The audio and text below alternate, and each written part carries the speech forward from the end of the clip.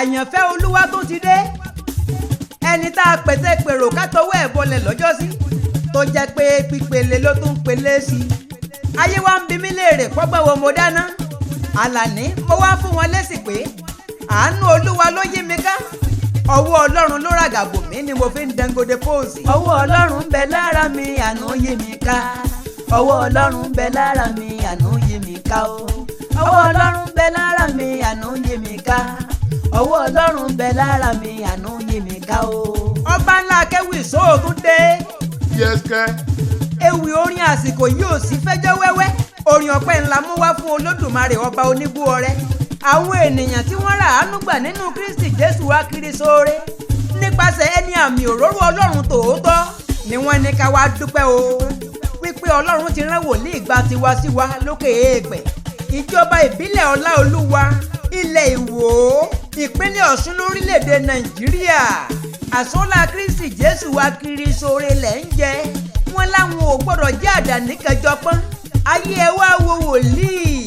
tó lẹ́fà ń jẹ́ líìsì lòun wẹ́ẹ́n kò jọ mí lójú o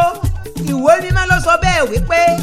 ẹni tó bá gbéraga a ó rẹ̀ sílẹ̀ ẹni tó bá rẹ̀ sílẹ̀ àlá ó sì gbéga evangelist Dr. Olúwaṣẹ́gun Àánúyémíká hand of God ọwọ́ ọlọ́run tó lúwa gbé kalẹ̀ sílùú Ìgẹ̀gẹ́ níjọba ìbílẹ̀ Ọláolúwa ní ìpínlẹ̀ Ọ̀ṣun tiwantiwa ọmọ bíbí Ìkónífin níjọba ìbílẹ̀ Ọláolúwa ní 247 lẹ̀mí mímọ́ ń gbẹ́nu ẹ̀ lójoojúmọ́ kó tó dọmọ ológo ojú ti rí ẹ ò rí nǹkan ni orí òkè hand of God ibẹ̀ ló ní kálukú tí ríre gbà lásìkò tá a wà yìí lẹ́ẹ̀fi tẹ̀sí kankan ṣe àdúrà òwúrọ̀ lójoojúmọ́ àfẹ̀mọ́júmọ́ ni gbogbo ènìyàn ń tẹ́wọ́ gbárẹ́ jẹ́ ń gbàbùkún lọ́wọ́ ọlọ́run ọba mi ìyanu bó tún dago 12 ọ̀sán iṣẹ́ ìyanu ń ṣẹlẹ̀ níbẹ̀ ní hand of God Olúwaṣẹ́gun Àánúyémíká orúkọ ọmọ ló ń romọ ayé ẹja orúkọ rere jẹ́ o òjíṣẹ́ ọlọ́run tòótọ́ tí olúwa gbé kalẹ̀ fún ìran tiwa yìí ẹni tó bá gba wòlíì gbọ́ yóò jèrè wòlíì níwé mímọ́ wí Olúwaṣẹ́gun máa ṣiṣẹ́ ìwòsàn àti ìgbàlà rẹ lọ ìwọ náà kọ́ ṣebí Kristi Jésù wá kiri sóore ni ọwọ́ ọlọ́run ń bẹ lára rẹ ò ṣe bí wò láéláé bíbélì ò kì í tí ò ní tí Olúwaṣẹ́gun ò dẹ̀ ní wálẹ̀ wákàtí àṣẹ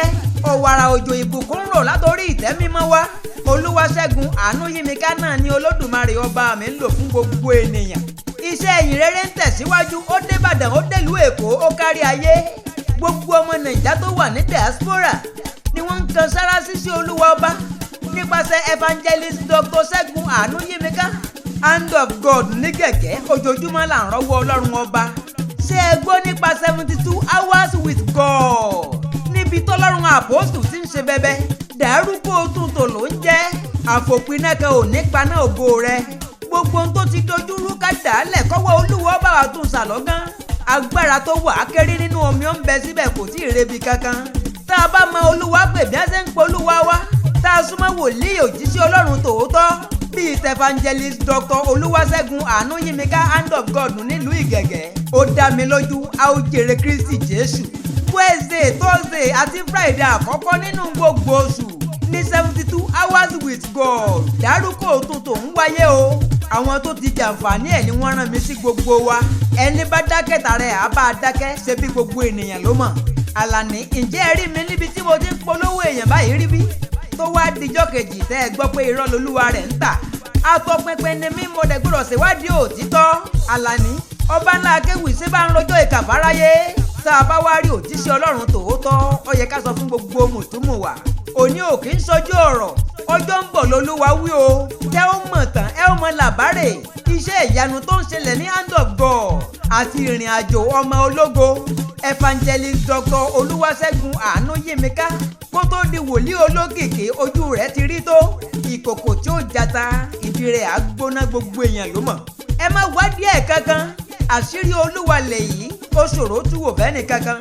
Olúwaṣẹ́gun ò fowó ṣọ́ọ̀ṣì gbọ́ bùkátà rárá ó invest ó ń dáko bẹ́ẹ̀ ló ní nǹkan ọ̀sìn aláàánú mẹ̀kúnnù lèmi máa ń pè wọ́n torí gbogbo èèyàn náà ń ṣèrànlọ́wọ́ fún bí ẹ ṣe ń ṣèrànlọ́wọ́ fáwọn opó náà ń ṣèrànlọ́wọ́ fáwọn ọmọ òrukàn àti gbogbo ẹni tó kù díẹ̀ káàtó fún láwùjọ wa gbogbo irú ẹni bẹ́ẹ̀ lẹ́wà ní kó ṣubú ìṣubú ò lè wáyé lágbára Jèhófà Hand of God TV ní ní ẹ wá kàn lórí gbogbo digital platform. ẹ̀yin ti Instagram evangelist Ṣẹ́gun 07 ni ẹ kàn sí. kí gbogbo wa ó jọ máa jàǹfààní Jésù Kristi akiri sóore. torí ohun tó dáa kì í ṣe fẹ́ nìkan ṣoṣo. ọkọ̀ ìyìnrere yìí ò gbọ́dọ̀ dúró. ojoojúmọ́ lolúwaṣẹ́gun àánú yín mi ká ń lórí òkè káàkiri láti lọ gbàdúrà fún gbogbo ọmọ ìjọ hand of God. ọlọ́run àpọ́sù ayọ̀ babalọ́lá, ọlọ́run àkàndé lẹ́dẹ̀,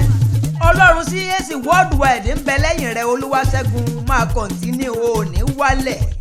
0816 165 6953 ni ẹ máa pè sí kí gbogbo wa ó lè jọ máa jàǹfààní Jésù Kristi ya kiri sóore. ká darapọ̀ mọ́kọ́ ìgbàlà. bẹ́ẹ̀ o mẹ́rin sẹ́ ò gbóhùn erin ni ẹ ò mọ̀ọ́sà ẹ ò jíyọ lọ́bẹ̀ ń dán. ààrẹ agbáṣàga amúlùúdùn àtọpinpin lèmi ń jẹ́ o. Ọbańlá Akéwì tó ń ṣojú mẹ̀kúnnù lọ́dọ̀ ìjọba. Jagunlabi Kankopin ló ń bọ́ lọ́wọ́lọ́wọ́. Akékaka lójú ọlọ́rọ̀ mọ́jàyà lólo. ẹni tẹ́ ń kọminú ẹ̀ tí ò kọminú bàbá ńlá bá kú bá wọn ní gbàlẹ́.